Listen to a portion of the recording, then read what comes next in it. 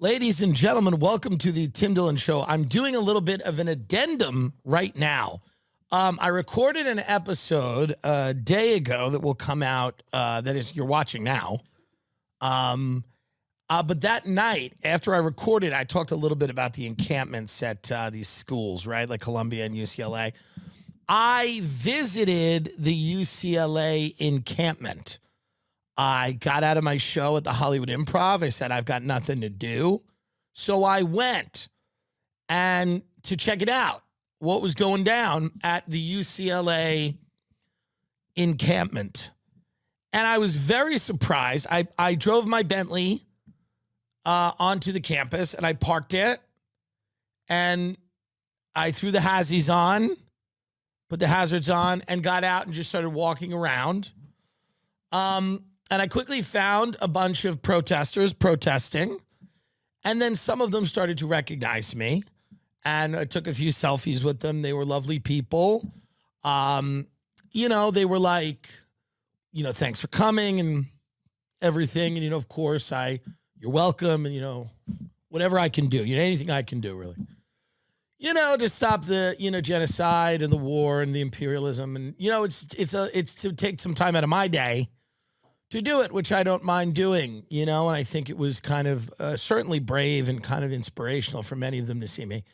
And I don't want to ever take that away from them. I don't want anyone to ever feel like, you know what I mean? Because it was important for them to see me with them struggling in the struggle, the whole thing. We were really doing it. I was there for about 30 minutes, but the whole thing. And then a few people go, do you want to go see the actual encampment?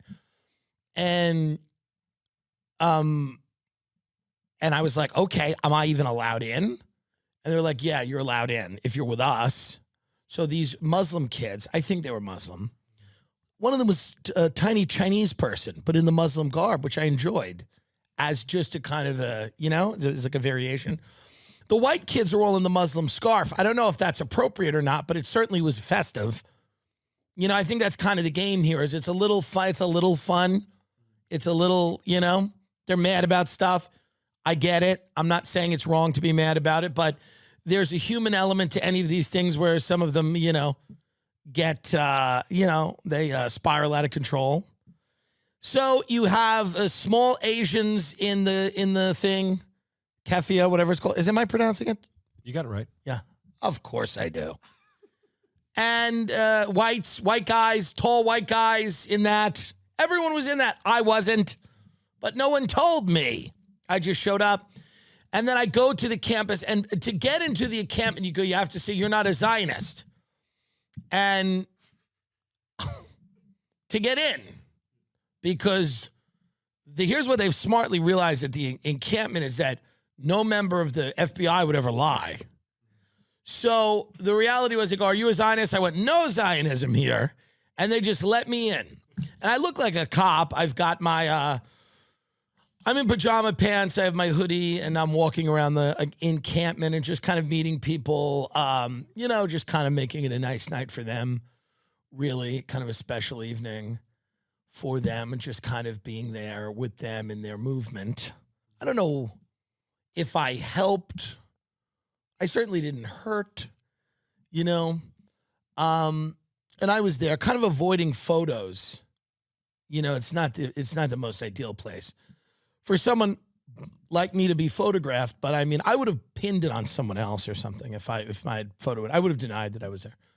And I was there, and then the kids are like, there's helicopters circling up top, and it's about to pop off. I'm there. It's about 12:30 at night, and some kid comes up to me. He's like, "What's up, bro?" He goes, "I'm a fan." I'm like, "Thanks, man." He goes, "I think it's going down at 1." I go, what is that? What would be that going? Where are we doing?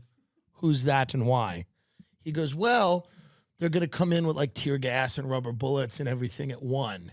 I was like, well, that feels a lot. I feel I'm fine to go.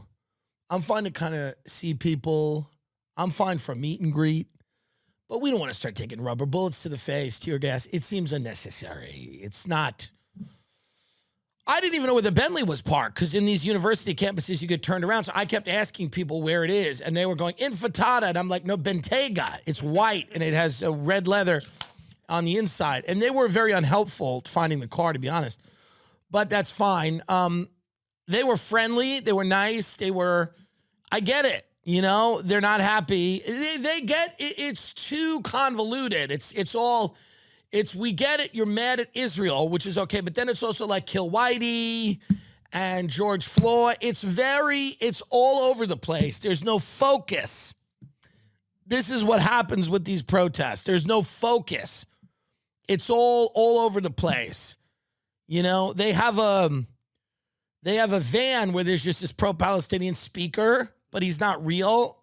They're just playing his speech over and over again. And he's like, he has a British accent, and he's like, the United States, France, and Israel are wrong. And he just keeps doing this all. And I wondered if we could just get a van and play this show. If I could play this show over and over again outside of these encampments. But all in all, it was a good time. The kids were awesome. They were big fans. You know what I mean? Hey, I came there to kind of shake some hands, do a few selfies, you know, just kind of experience it, see what it was, feel what it was like to be in college again, which I never was. So for me, it was kind of like a summer camp, but again, brief, just a little bit like, let's jump into it. These kids aren't Hamas. They don't have it. You know what I mean? They just don't have it. You can't be in Hamas and be excited to see me. You know what I mean? Like, you know, they don't have it to be in Hamas. So this episode that's coming out that you're listening to right now, that's about to come out, nothing that I say in it, I take back, and it's pretty much the same thing I say. But, you know, going there and seeing it, it was nonviolent. They were not being violent when I was there at all.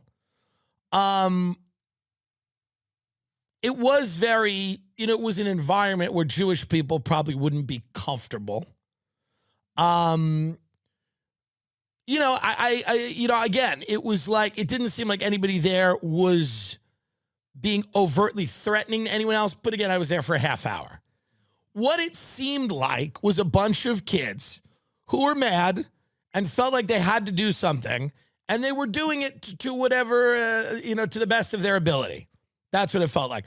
But the reality is we're not going to let college kids take over universities in this country. You know, the cops have a monopoly on violence in this country. And in most civilized countries, the police have a monopoly on violence, meaning that if you riot, if you cause damage to property, if you are using violence, you are going to be confronted by the police. This is not to say the police are always great or the way that they handle things are great.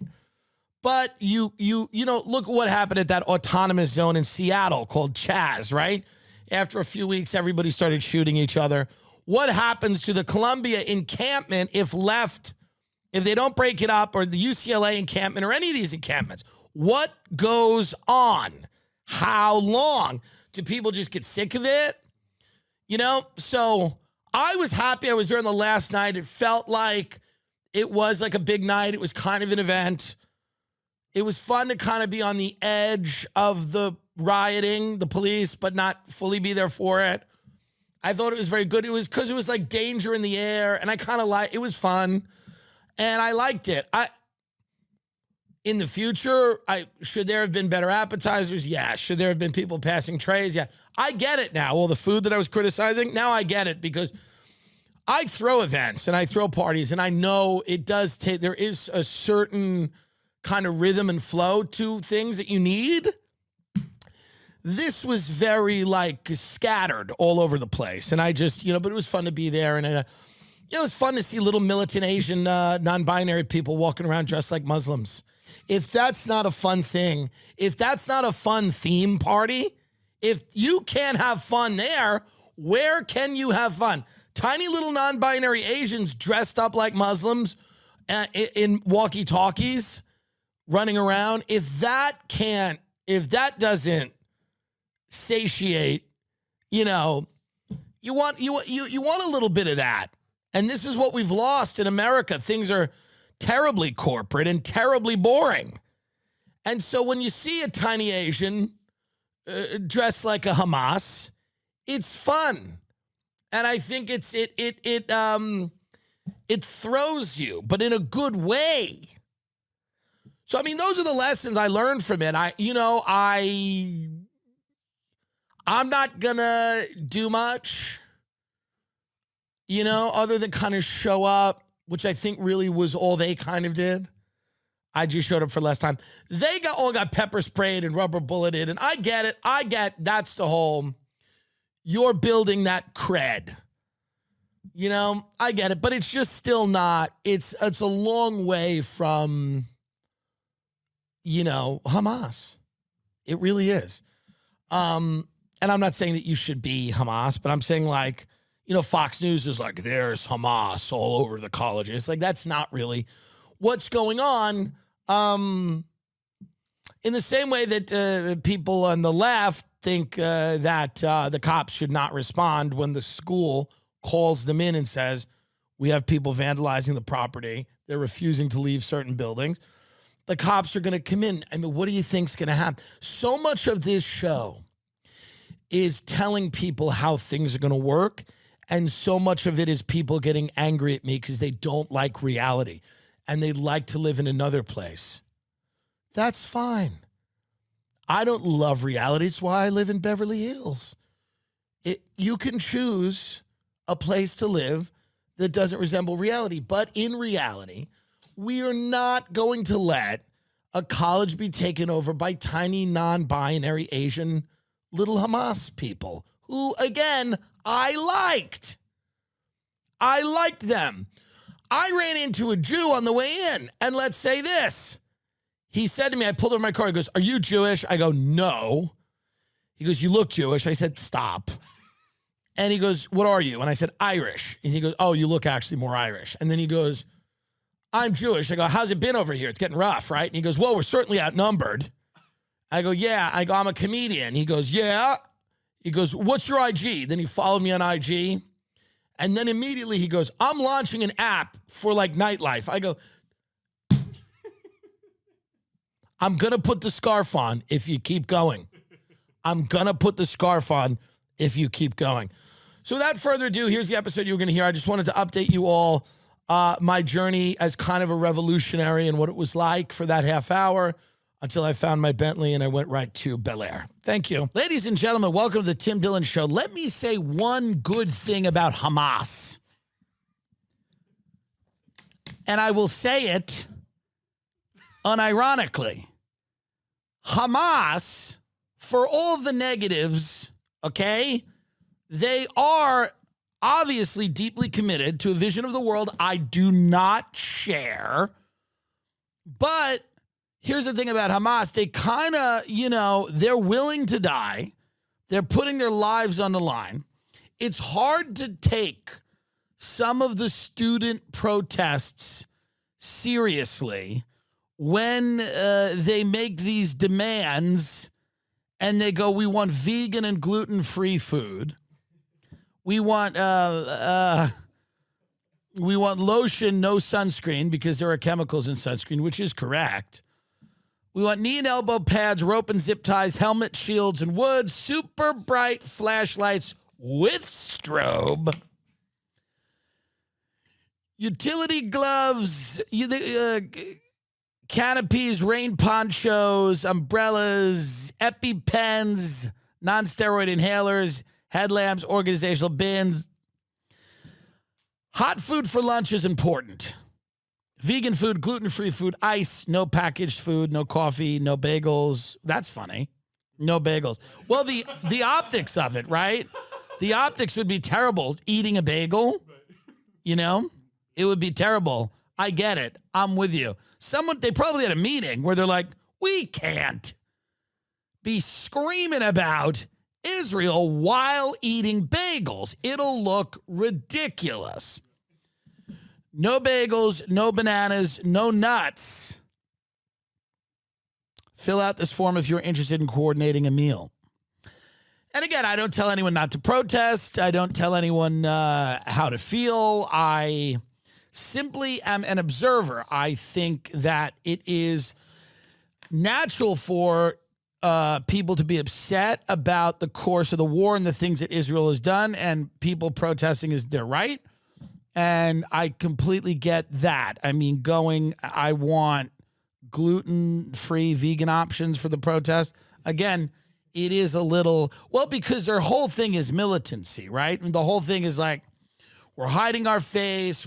You know what I mean? Like, we are, and a lot of them are kind of being, I think they're taking it a little far, where it's like, there is certainly the critique of Israel, which is understandable. But then some of them are kind of explicitly pro-Hamas. I believe that is the case with some of them. And I guess if you're going to be to be pro-Hamas, but then also go, I want lotion. You know what I mean? Like, I want people to deliver lotion to the quad is a little silly. It's silly. But these are college kids, and college kids are often silly. They're like, we're crusading against the great Satan and the military and all that stuff. Yeah, it's hard. That's hard. That's not supposed to be easy. I mean, you guys are talking about that you want real, and I'm not, and again, I'm not telling these college kids, I have zero relationship to Columbia University at all. I remember as a kid, I wanted to go to Columbia Journalism School. Can you imagine that? I wanted to, because I wanted to be like a journalist. And I am now. And the thing is, if you go in and you break private property, if you go in and break things and you use violence, the state is going to respond, because we are a society that has laws. If you break those laws, you will get arrested. Now, is the state going to use appropriate means? I don't know. I don't know what the NYPD is doing. They're going to use, the flashes and the, tear gas and what they do. This is what they do. Riots don't usually make people more sympathetic to your cause. Protests certainly can. But when you begin to riot and get very violent, people tend to look at you as an agent of chaos. And they go, we want order. And the side that presents order is usually the one that wins. Right after the George Floyd thing happens, we all go, yeah, the way police are handling suspects, particularly black suspects, is a big problem. Then a few months later, when we have all these cities being burned down and riots day in and day out, the narrative completely changes. People are completely tired of, hearing that we should abolish the police or get rid of the police. Not 24-year-old kids in Bushwick. They think it's great. Maybe 44-year-old kids in Bushwick think it's great. But the vast majority of people see this and they go, that it's chaos. I think it's a little fun, though. It seems to be fun. There was one dude I saw, he's bleeding from the head. He was hot as fuck. If you can find him, he was just bleeding and hot. There's no hotter way to be than bleeding and like, if you're Columbia and you're bleeding and you're like in Hamas, how hot is that? But not real Hamas, vegan Hamas, That's one of the hottest archetypes of person you can be. Being like a hot, vegan Hamas, bloody dude who's all ripped, and then the blood is trickling down your abdominal muscles, and you're like, hey, ladies, and then you just hate fuck a bunch of Jews. What's wrong with that's college? It's college. Are you there to have fun or not? There's a lot of Jew hate fucking going on right now, and I wish I had a Jewish pussy at Columbia getting beaten up.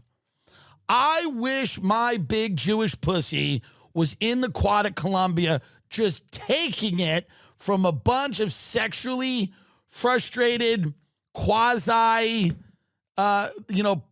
militant dudes or whatever. There's a lot of great sex happening, and nobody wants to talk about it, but it's true. Figure it out, Columbia. Figure it out, colleges all over the place. Figure it out.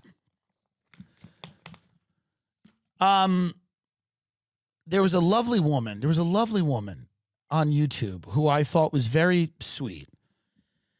And she disagreed with a lot of what I've said about the boomers. You know, I go out there, and it's just part of one of my things. I talk about the boomers, and the book is coming out in around the holidays, and it's a theme of my life because when I looked back and I was going to write an autobiography, I wanted to write a book about my life, but I realized that some of the most influential people in my life were actually not my friends. I love my friends that I grew up with, but it was really their parents. And when I was friends with somebody, I was also friends with their parents. And it was because their parents were some of the funniest people I had ever met. They were deeply selfish, and their relationships with you resembled more of a friend than somebody giving you guidance. So that's where my kind of critique of the boomers came from. I really started thinking about this generation of people that is evaporating. They are going to start to die out. They're disappearing. But right now they're making their last stand in a very hilarious way. They run the world. They're the CEOs of all the companies. They're the presidents, the Congress people, the senators. They're there. They're out there. They're on social media. They're commenting, and they're very funny to me. And when I go at them, I do so hopefully in a funny way, in an enjoyable way. And obviously, if you're prone to, like what I said on the Diary of a CEO podcast, that millennials should go die in the Ukraine, a lot of people got angry with that. There are people that are allergic to humor, and that's fine. They have an allergy to it. They're incapable of grasping it, even when you say you're a comedian. And you say something that is funny, they still don't get it. But this woman is actually very sweet. We're going to let her make her point. She has 13 minutes. We'll skip around here because it's a bit unfocused. But she's basically saying that I am wrong about the boomers. But by the way, she's an adorable, sweet woman. And I love her and I appreciate this. And maybe I am. I'm always open to the idea that I'm wrong. And if one of these Hamas is from Colombia wants to come over, got to be hung. But if they come over, I'm willing to admit that I'm wrong. All right, let's watch this woman. Dear boomers, Tim Dillon. Now, by the way, let's just address this. There is a ticking in the back of this video for the majority of the video. I don't know what it is. It is a ticking. I don't know if she has a roast in the oven. I don't know if it's like a metronome. I don't know, but it's a it's like 60 minutes. If you've ever seen 60 Minutes at the beginning where it's like boomers, you know? Let's see what this woman has to say. Is wrong about his boomer bashing. Let me explain why. His act probably elicits lots of laughter, lots of money, lots of, things that are what podcasters want. So his audience is filled with laughter about the baby boomers who, when you get old, you're useless, basically. Or you've mistreated all of your children. You haven't given them the inheritance that they deserve. Maybe because you didn't have any inheritance. And that's a possibility. So, comedy often stretches the boundaries of what is acceptable in society, but that's what makes it funny. So I don't blame anybody for laughing at these things. But let me just say that boomer bashing kind of perpetuates a negative idea about stereotypes, and it does foster intergenerational resentment. Now,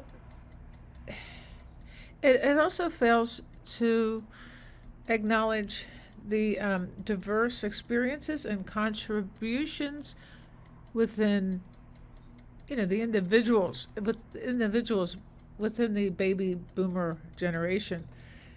And, I have a friend who is nearly my age. Not too many people are as old as I am. That's not true. But we often say, if I say, if we're going to go out and go do something, I'll say, what do you think I should wear? What kind of shoes should I wear? And she'll say, don't worry about that. Nobody cares what you wear, and nobody's watching. And the thing is, we always make a joke about how we aren't, being valued basically as women when we get older. So that may or may not be true. And I think, and that. So, by the way, this is my favorite thing about the video. I do think she's adorable, and I do love this. What this will be which is the most boomer thing ever.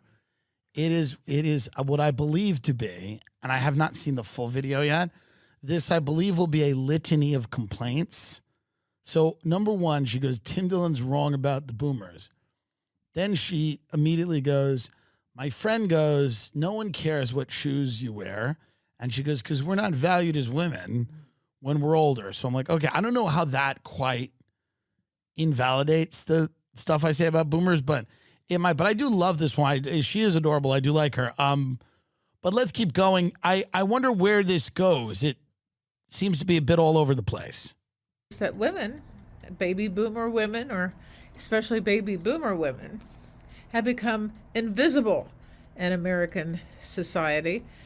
The men, not so much. They can do whatever. Is Nancy Pelosi invisible? Can get away with all kinds of stuff.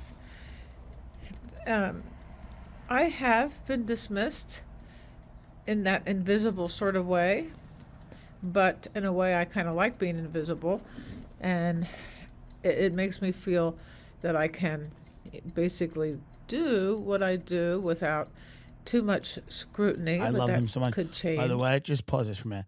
I adore them so much. They are all the same.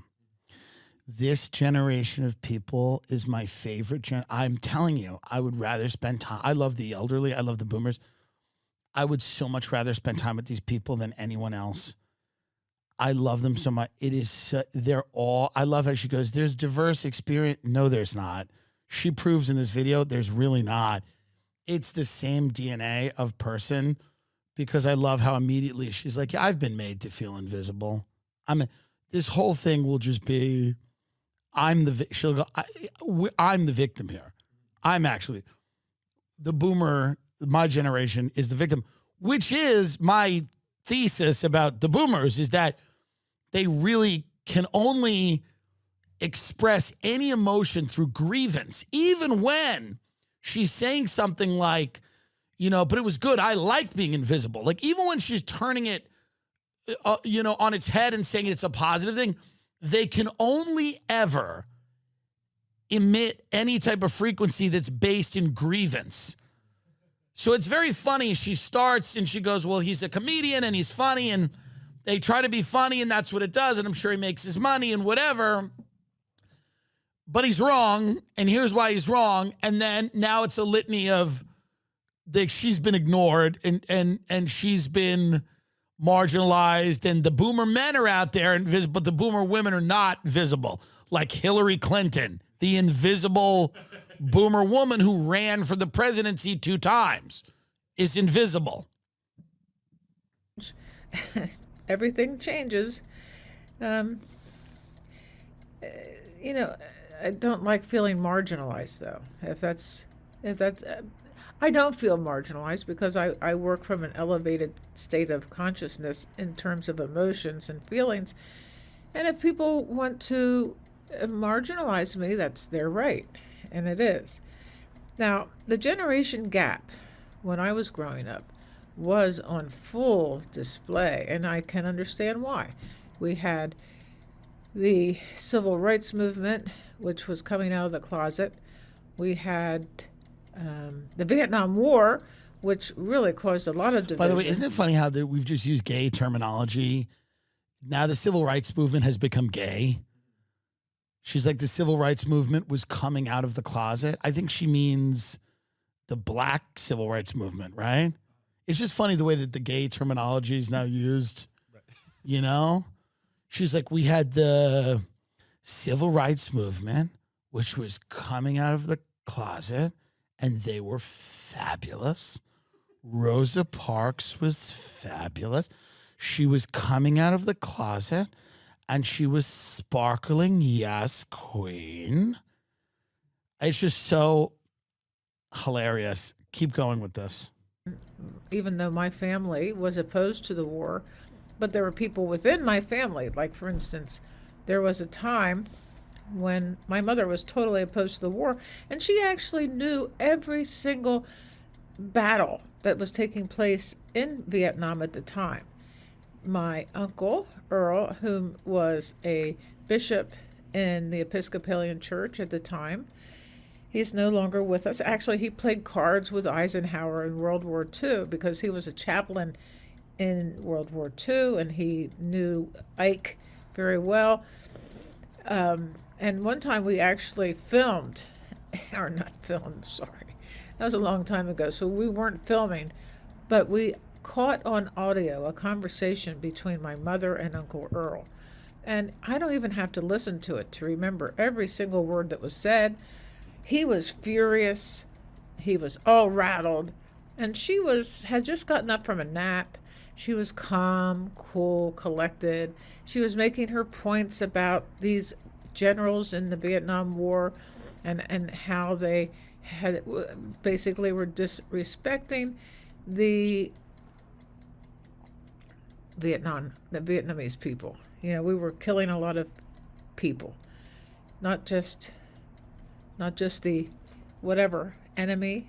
No, there are no enemies, but my Uncle Earl believed that there were, and we love him. He was an absolutely brilliant man, and he was well educated. But my mother was uneducated and also came toe to toe with him in many different situations, and they were considered the greatest generation. Because my uncle was a bishop in the Episcopalian Church, he often did not come across anybody who countered anything that he believed or anything that he said. Everybody believed that he had the ultimate knowledge because he was a bishop in the Episcopalian Church. The only person who ever went up against This is why, by the way, this is why I kind of want to die well before this woman, because I don't want to be one day just being like, and then there was Kill Tony that I did. I was on Kill Tony.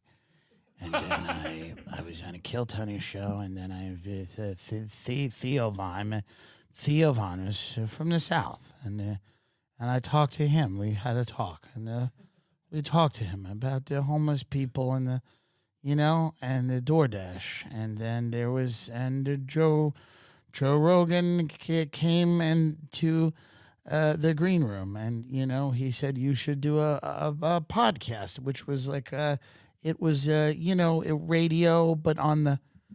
So I do feel bad. Let's speed this up a little bit. I don't know if there's a point here. Is there? The last 2 minutes are a little more cogent. Okay. Well, and by the way, she's adorable, and I don't know what's happening with her uncle and Eisenhower, but all of it, I'm sure, gets somewhere. Let's listen to the last two.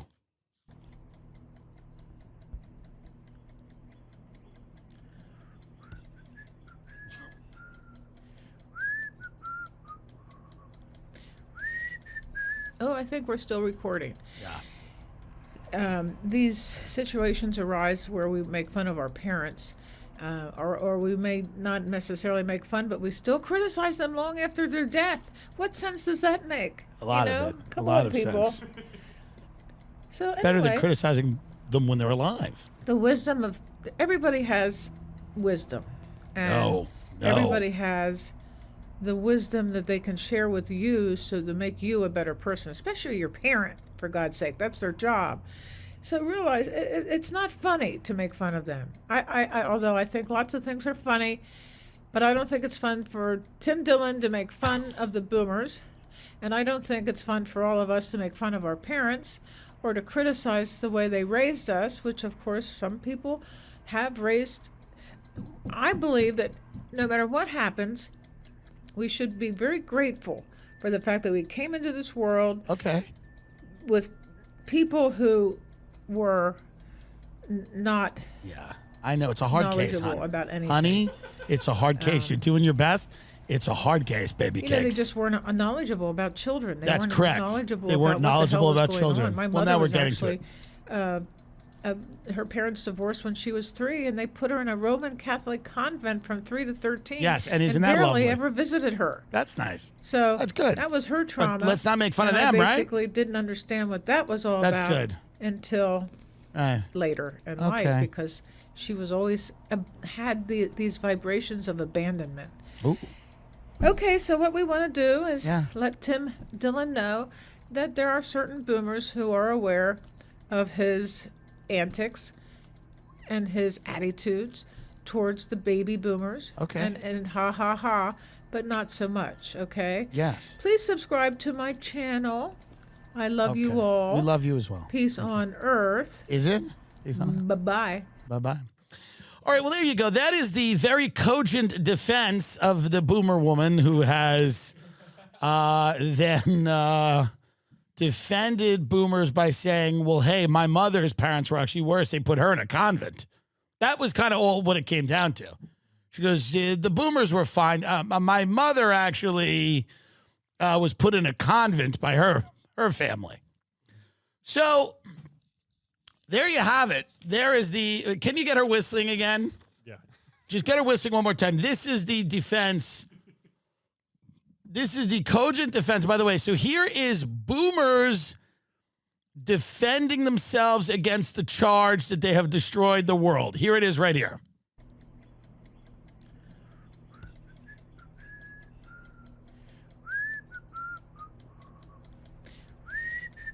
Oh, I think we're still recording. There you go. There it is. That's the boomers responding to the charge that they have destroyed the world. And again, I'm not even mad at them about that.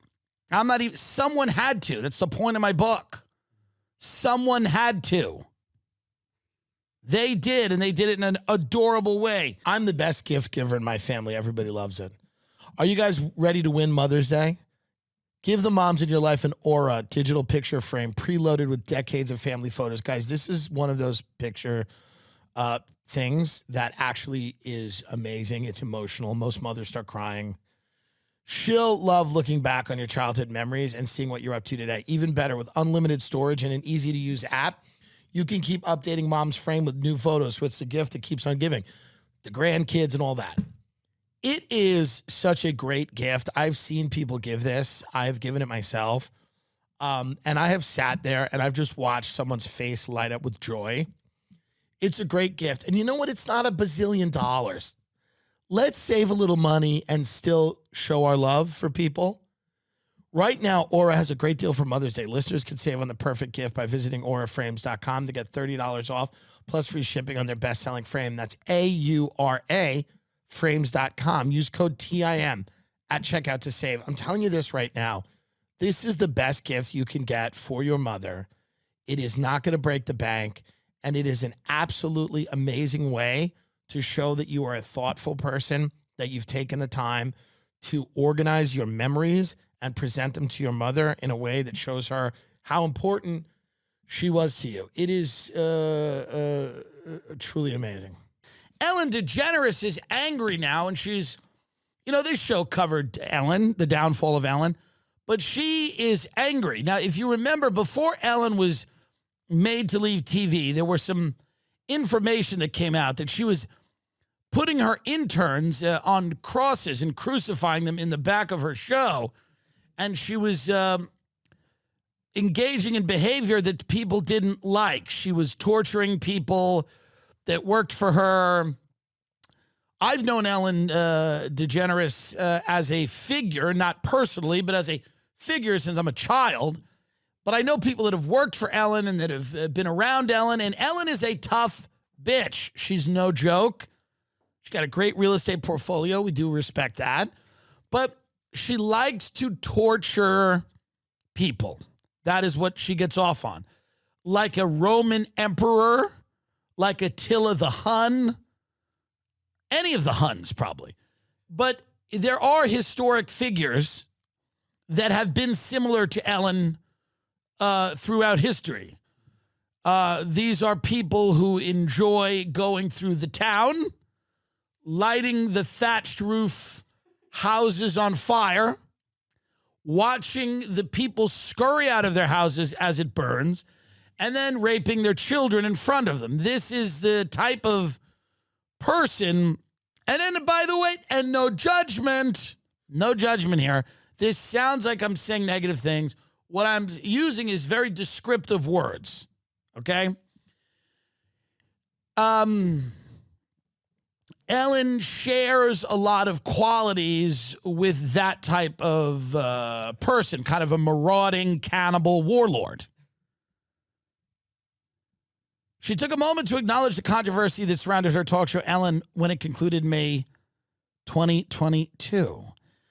She joked that she was kicked out of show business for being mean. Her comments referenced the public allegations of a toxic workplace that came out ahead of the talk show's end. She continued in her comedy routine that she became the most hated person in America. She was not. She was not. No one really cared. She was just around for too long. Here's the thing. You can't be around forever. People get sick of you. There is a natural, aversion that people have to, like, inevitability. You know, that's one of the reasons people say Hillary Clinton lost. She was inevitable. People just felt like something was being shoved down their throat every moment. Ellen DeGeneres was on television forever. In every decade, Ellen DeGeneres pretty much was around. And she had her show for a really long time. And I think towards the end of it, instead of bowing out gracefully, they had to kind of force her out by talking about some of the things that she didn't. And she didn't like the way her talk show ended. She's upset about that. She should have controlled. That's what a controlled demolition is. You control how it goes down. She couldn't do that. She didn't have a say in how she, but what did you want? I mean, the whole thing is being turned on its head. Ellen actually got out at the right time. She got out at the right time. Stock prices are crashing. People's money's getting fucked with. There are strikes. What else did this woman want? She got incredibly successful. And she was kind of a dick to a lot of people. And that's okay. She didn't kill anyone. She's just, she wasn't fun. Now, part of the problem was that on her television show, she was fun. She was goofy. She liked to dance. And I miss her because she'd be dancing right now for Israel. And I think that would be fun to watch. Ellen DeGeneres right now would be dancing. And that would be good. Ellen, of course, we all know is in the CIA. She's friends with the Bush family, and she's in the Central Intelligence Agency. It is not rare that people in entertainment are recruited by the CIA. Ellen is in the CIA. There's nothing wrong with it. But she would be dancing right now for Israel. Ellen right now would be on television talking about the need to go into Rafah, is it, in Palestine? Ellen right now would be talking to an Israeli general on her show about the need to go into Rafah and turn those people into soup. That's what she'd be doing, because that's what her show was about. Every now and then they snuck in like a national security thing, and I've brought it up a million times. We're not going to go through it. You can look it up. I've repeated it a million times. After the Stephen Paddock thing, one guy saw Stephen Paddock alive. His name was Jesus Campos. He was a security guard at Mandalay Bay. He's on Ellen, which is a fucking daytime talk show, and they have a whiteboard up, and he's showing them how this guy's done no interviews since. I think he did one interview with Hannity that was like heavily scripted, but he's sitting down with Ellen with a whiteboard and a diagram of the whole thing that went down with Stephen Paddock. Not a journalist, not any credible news person, with Ellen, who 5 minutes before this was like, I don't know, doing the box step with her, brain dead studio audience. And now she's interviewing this, the one man to see the largest mass shooting in America, the one man to see that guy, she's interviewing. So they call her in when they need her. She was the daytime TV. I'm telling you, she just get a photo of that. If there's new fans of the show or people who haven't seen it, Jesus Campos and Ellen, it's unreal. If you haven't seen it, it's the most unreal thing you'll ever see. Get it up and then right, and then go. There's a diagram. There. What is it? What is that? This is a big check. Oh, that's a big check. Well, what did she give him? She probably gave him hush money. She probably fucked with him too. Yeah, right. So there's now look at I want everyone to look at this. What kind of daytime talk show is this? She's dressed like she works for North Korea. She's in a North Korean outfit with a pointer telling him how it happened. If you watch the clip, she's not even allowing him. She goes, this is what happened, right? What kind of daytime talk show? So make no mistake, if Ellen right now was on her show, it would be Ellen, and it would be Bibi Netanyahu, and they would be doing disco, and they'd be in disco outfits dancing, and she would be talking about the importance of going into Rafah to deliver the civilian aid. That's where, so Ellen's really not upset about not being on, she's upset about not being in the game anymore because they need people to be in the game. Ellen was in the game for a minute, and now she's not in the game. She's been benched. I don't know where the fuck she is. Montecito, Hawaii, wherever that bitch lives, she's fine. The bitch she dated went into a house. Anne Heche. Remember Anne Heche? Can we talk about this for a minute while we're having fun? This show is for entertainment purposes only. Anne Heche, who was Ellen's main bitch for a long time, ended up, look at the car that Heche went in. This is nuts. So this is Ellen's first wife ends up going in, and I'm not trying to do QAnon here. I don't know what happened. I'm not saying that they got rid of Anne Heche. Don't accuse me of doing QAnon. I'm just saying, just from knowing Ellen, from being, this woman ends up, what did she do? She crashes into a house. She was drinking and she was driving around kind of like Ocean Park, Venice area, and then drove into a home. Well, that's not great. And that's what happened. And that was Ellen's first wife, right? Yeah, partner. Yeah, exactly. Ellen's first partner ended up drinking and driving into a house. I'm just saying that that's a negative thing. Did Ellen make a statement did Ellen say anything about, I'm going to get myself killed if I don't shut my mouth. She's got a lot more money than me, that woman. Did Ellen even address this? Let's see, how inhuman let's see if Ellen addresses Anne Heche into the house. Okay, hold on. I miss Ellen in these troubled times because Ellen was the Illuminati's buddy on daytime TV, and she would get everybody eating cupcakes, and then she would bring out the whiteboard and the pointer and tell everybody what was really going on. Here you go. In response to being asked if she will be giving well wishes for Anne's recovery, DeGeneres said, I don't want anyone to be hurt. What? Paparazzi caught her outside in Santa Barbara. She was walking. She didn't do any official statement though. Well, what are you going to do?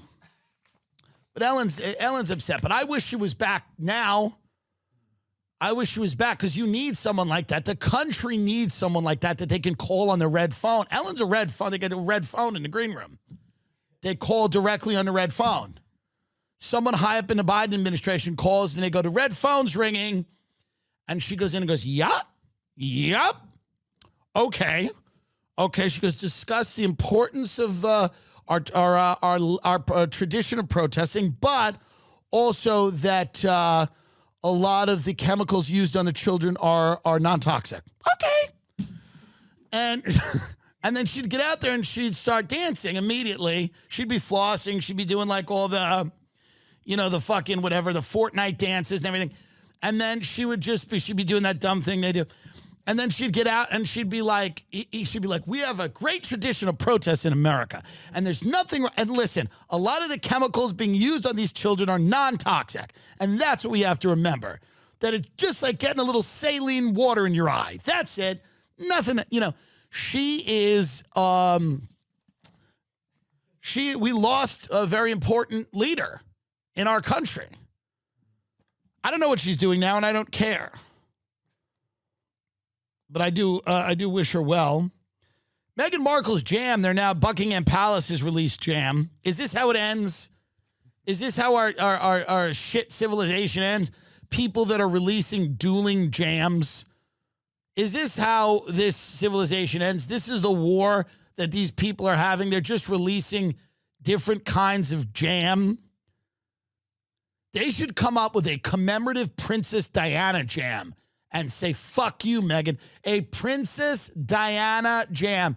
A blackberry jam. I love blackberry. Or blackcurrant. And it should have Princess Diana's face on it, holding one of those African infants. And the jam should say, now this is black. And it's a hit on Markle being mixed race. That's what the palace should do. Now this is a black jam. And it's Princess Diana holding an African infant, and it says blackberry jam. Nothing is blacker. And let's kick it up. Let's turn up the heat on this. Let's turn it up. I read this article about the long, slow death of urban nightlife. I thought this was interesting because people are going out less. People are, now all I know is people that are going out a lot. All I see, and I think we get a skewed idea because we go on social media and all we see is people that are going out and they're drunk. But apparently they're not going out enough. Soaring costs, safety concerns, noise complaints are strangling after dark economies from London to Montreal, but campaigners aren't going down quietly. Well, I mean, a lot of, some of these young, good-looking college kids end up getting thrown in the river after they've gone out. We've covered that a few times. It is dangerous out there. There are people that will take advantage of you if you're intoxicated. You have to have a good friend group. And if you're a woman, I mean, forget it. Of course, you are vulnerable. So I think a lot of people, for whatever reason, are deciding that they don't want to be out like that anymore. I don't know. I'm older and I'm not as connected to it. But I think more people are deciding to stay, to go out maybe for special occasions. They don't have as much money. People are also spending more time in their houses on computers. And they feel maybe more connected through digital means than they do going out to a club. I don't know, but people are upset about this. Like people are, and this follows a lot of, what I've been talking about. We talked about it on the Patreon and stuff. It's like the cities in America kind of feel like ghost cities now. Like the downtowns don't feel nearly as busy as they did pre-COVID. And a lot of these clubs and music venues and bars, they're going out of business because people are just not in these places the way they used to be. I also think, for example, in the early 2000s when I was growing up, there was this idea that the best life you could have was partying. This was the best life. Nothing was better than partying. Let's get fucked up now. Let's go to Cancun. Movies like The Hangover. It was this fun idea of and I love that movie. It's a bunch of guys who go to a foreign country and get fucked up. That's the meaning of life. When I was growing up, now I think that idea is being challenged in people's head. People start going, I don't know if I want to spend my 20s in a haze, and then when I get to 30, have nothing, have no money in the bank, not know what I'm going to do, and just have been used as a pawn by all these companies telling me to drink and get fucked up. Because it comes on strong, that marketing from when you were Saturdays are for the boys. Saturdays are for the boy. It's like, Yeah, okay, but maybe if you don't have a house or an apartment, no day is for the boys. You got every day is to get it together. Every day is to get it together. But that's a big thing in America now. It's like, it's time for you to just fucking relax, crack open a brewski with the, there's a big push for alcoholism in the country. As things get worse, there is a push for alcoholism. All of these Real Housewives type shows, they're always encouraging women to go out and drink, get fucked up. All we tell people to do now in this country, if they're a young guy, is gamble and get drunk. That's all we tell them to do. Get drunk and gamble. Get drunk and bet. Get fucked up with your friends and bet. That's all we tell people. That's pretty much the ethos of America at this point. If you are a 21-year-old dude in this country, the two messages you're getting all the time are get fucked up and bet on things because that's fun. You could win. Those are the two messages we're sending people. Life's a party. Life's a party, and it's a casino. Life's a big casino. You can win. You want to get fucked up and win or not, pussy? You want friends or not? All your friends are in the casino getting fucked up. Go watch the fight. Go watch the fight and get fucked up and then bet. I'm not saying you can't do those things. I'm telling you that this is the only thing. We are turning America into a big casino. Now, after they're probably going to put some ad right after this where I am telling you to bet. Well, what do you want me to do? I get it. Hey, folks, well, what are you going to do? Exactly as I predicted. Testing my skills on Prize Picks this playoff basketball season is the most simple way to get in on the action. You just select two or more players, pick more or less on their projected stats, and submit your lineup. Prize Picks is the most fun I've had, winning up to 100 times my money this basketball season. Quick withdrawals, easy gameplay, and enormous selection of players and stat types are what makes Prize Picks the #1 fantasy sports app. I made my first $10 deposit and received an instant $10 bonus. If you have the skills, you can play for a shot, turning over your $10 into $1,000. I mean, does it get better than this? Does it? Playing and winning. I love it. I do it all the time, and my friends and family do. This week on Prize Picks, I'm looking at the playoff basketball board and selecting Anthony Edwards for more than 29 points. How about that? Chet Holmgren for more than 2 blocks and Paul George for more than 4 3-pointers made. Jalen Brunson for more than 30 points and Tyrese Halliburton, great last name, for more than 10 assists. Kevin Durant for more than 28 points and James Harden for more than 9 assists. It's fun. You having fun and you're betting. And that's what life's about. Really? I mean, who am I? What am I? I'm going to not get into this? Download the app today and use code TIM for the first deposit match up to $100. Download the app today and use code TIM for a first deposit match up to $100. Pick more, pick less. It's that easy. Reasonable, rational adults should be able to bet. I'm saying we're telling young people that life is a casino.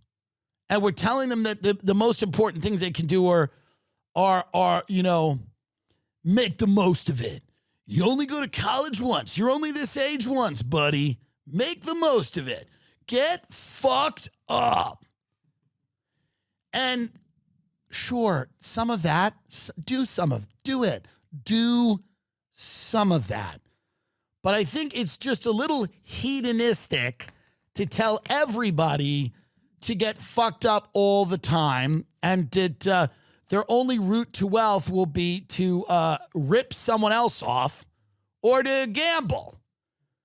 By the way, if you tell anyone that they should learn a craft right now, they stare at you. They will stare. If you talk to an 18-year-old and go, learn a craft. They stare at you. All they want is some scam. They want you to put them onto some scam. Drop shipping. They want to drop ship. That's all that people want to do. They want to set up a website for some product that they see going viral on TikTok that's being made by children in the Philippines, and then they're then setting up some website and they're making money for it, and that's all they want to do. That's all they want to do. That's what all this all this shit comes under drop shit. That's all it ever comes down to. All these like online gurus, all of it's just drop shipping. There's nothing else. It's not like they're telling you to do anything else. All of it's drop shipping. Get up what drop shipping is to just explain to people. That's all it comes to. Every time there's a kid on Instagram who's like, I was making no money and I dropped out of uni.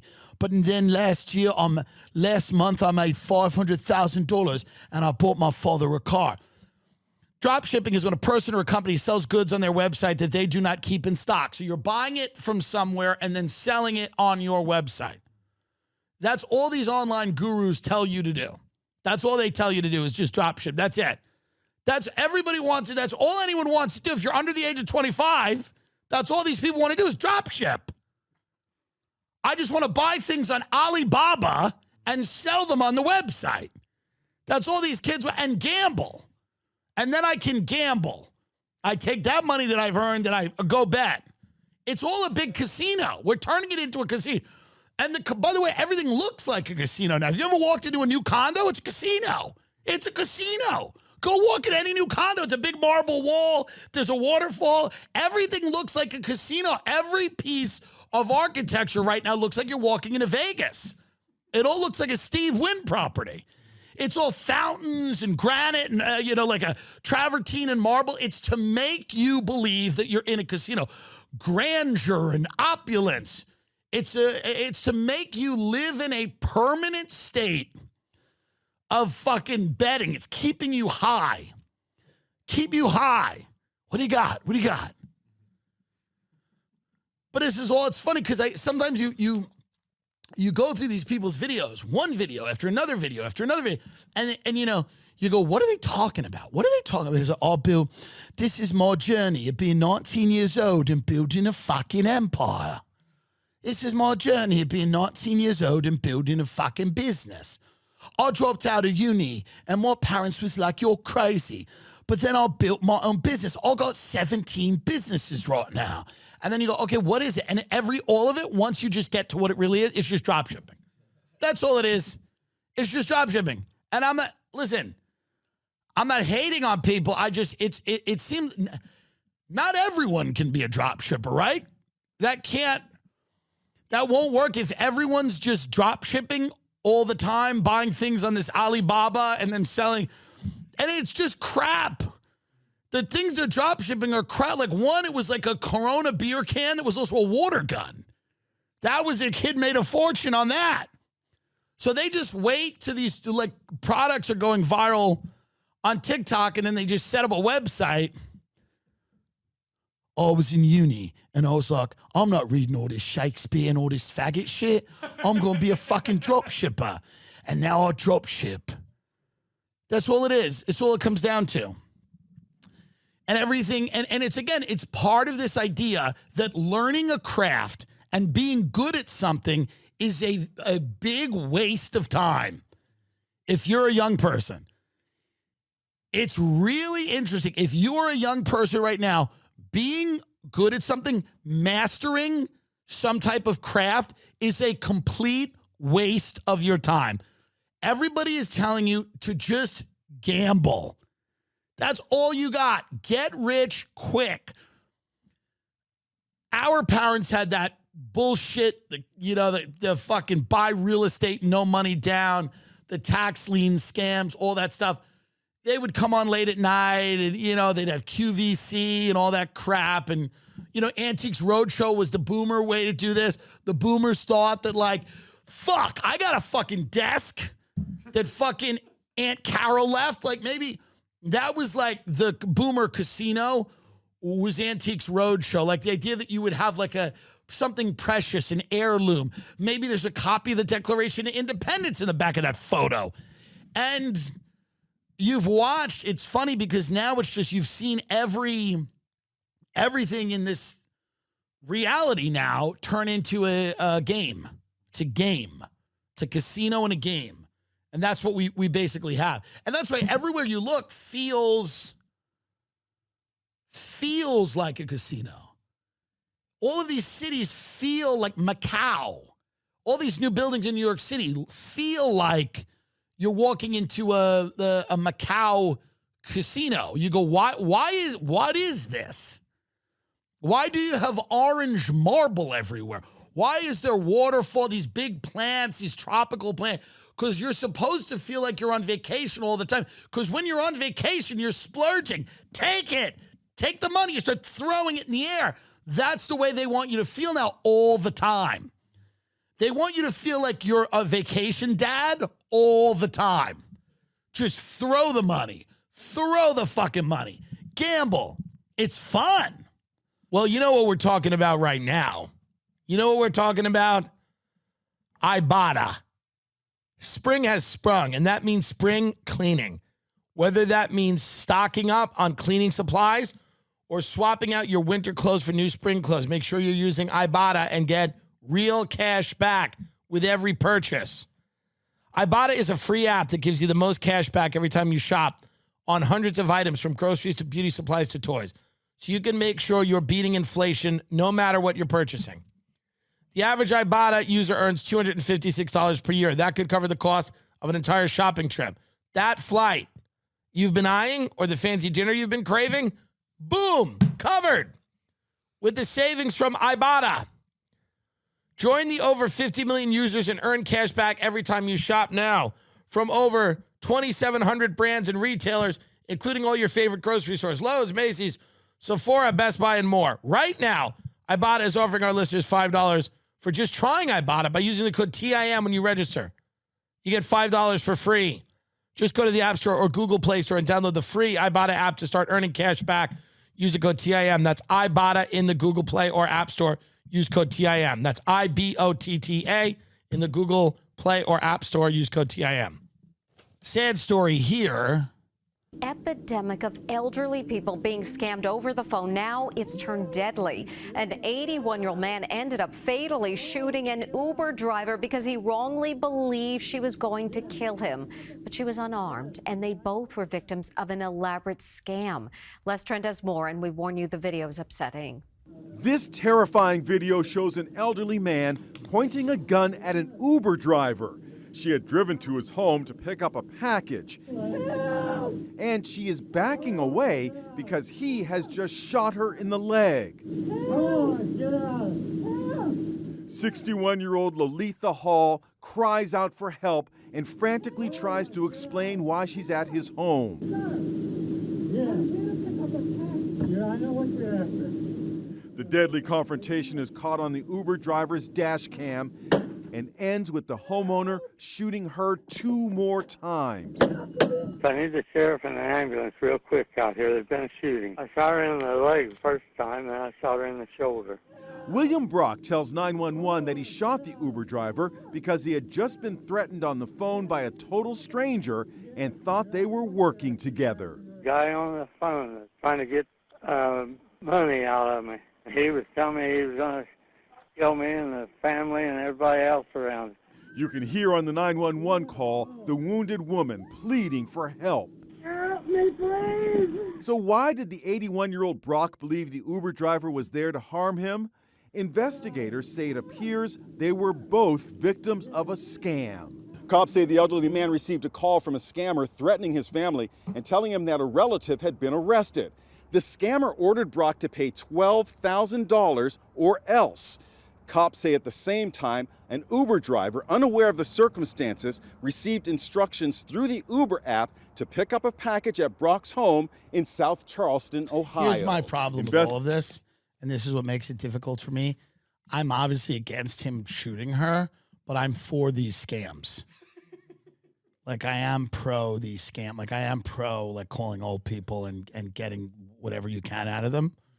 because really, what are they doing? They're sitting in their house. They've got a bunch of money they're not using. The reality is you should be able to call them and get whatever you can out of them, because what are they doing with it, you know? So these scams I completely understand and I think are, you know, part of our national culture and part of our national spirit. But it's very sad to see this woman being killed, and we don't want that to happen. And this is a really unfortunate confluence of events where you have people that are just kind of honestly calling old people to take their money. And you have this woman getting some message from the Uber app to go pick up a pack. And by the way, I don't love this Uber package. I know that you like it. And a lot of people like it where people take packages from somewhere and give them to someone else. This stuff's going to happen more and more. A lot of people in this country are deeply paranoid and very sick. And if you go on their property, they'll kill you. They don't care what you're there to do. They don't care if you're there to pick up a package or not. There's a lot of deeply schizophrenic people in this country that are heavily armed. As things get crazier, as the news gets crazier, as people are more on edge as we head into the election, if you're going on someone's property and you don't know who they are and you're going to pick up a package, you are genuinely taking your life in your hands. You don't know if that's the day that this person's going to fucking snap. We don't know. You don't know. This is the time to stop with the delivery. I hate to say it. If you are a delivery driver, take the next 6 off. Take the next 6 months off. Go do something else. This is going to be, it's going to be more and more of this. It's going to be more and more of like mistaken identity. You're going to show up to hand somebody a burrito. They're just going to open the door and just, you know what I mean? Like, I'm telling you, if you have the financial ability to take the next 6 months off through the election and not be out there like that delivering stuff, if there was ever a fucking time to not be a delivery person, right now is the time. If there was ever a fucking time.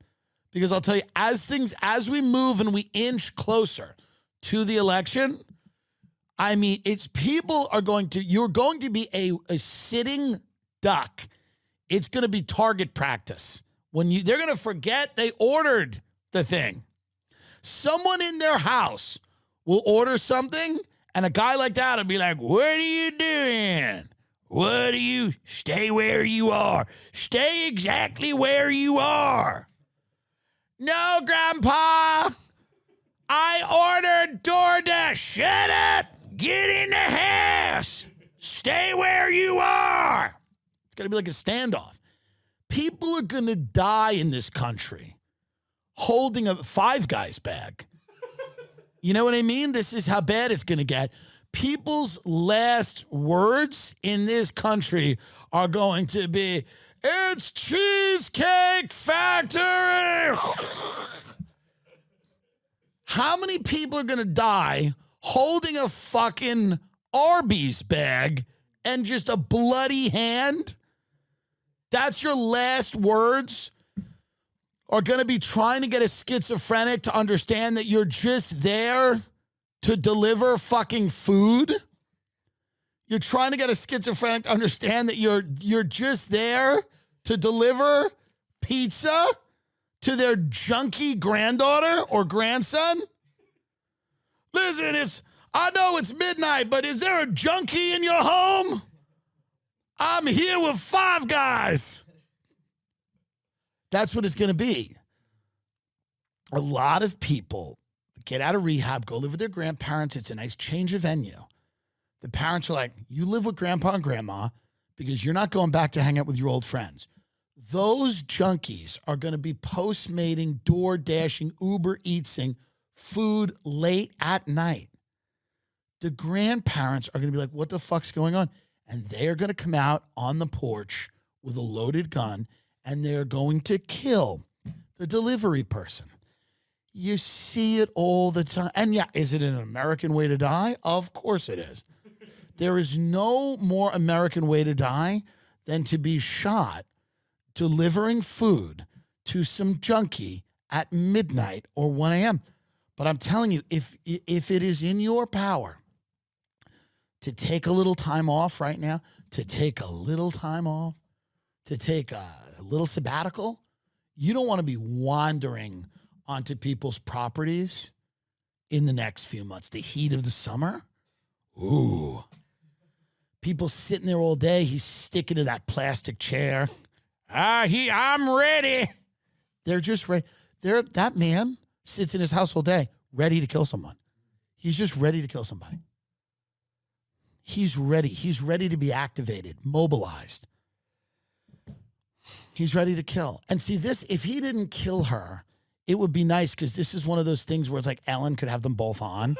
You know what I mean? Like she would have them both on. And Ellen would be like, there was a really disturbing story that came out of rural Tennessee, but all's well that ends well. Please welcome the UPS, the Uber package driver, and the man with the gun. And the audience is like, yeah. And they come out and Ellen's like, doo-doo, staying alive. And the dude's staying alive. And just the Uber driver and this guy, they're just doing staying alive. And then she's like, and next, Bibi Netanyahu tells us why we need to make the entire nation of Palestine into a waffle. Well, we hope everybody finds a way to survive this summer. I'm just telling you, get out of the streets, get out of that game. It's a tough game. It's a hard game. And it's something that I would definitely urge you not to be a part of. The Great Ryman Auditorium, Nashville, June 29th, 2024. Austin is sold out. We're going to be at Comedy Works in Denver. Have a little fun there if you want to grab some tickets to that. Atlantic City, tickets are moving Ovation Hall at the Oceans Casino if you're in New Jersey. Schenectady, New York. Port Chester, New York. Lemoore, California. All of these, TimDillonComedy.com. You can go grab tickets. The Ryman, one of my favorite rooms in the world. We love it. We're very excited about the Ryman. And we will see you all next week, and we'll see you on Patreon. And we wish you all continued success, continued health. Be very careful out there if you're delivering. I know there's a lot of delivery people that listen to this show. Be very careful. And to that lovely woman, let's get her one more time. Let's get up again. This is the great defense. This is the boomers have been accused of squandering the nation's resources and destroying its character and its sense of reality. And here's how they respond.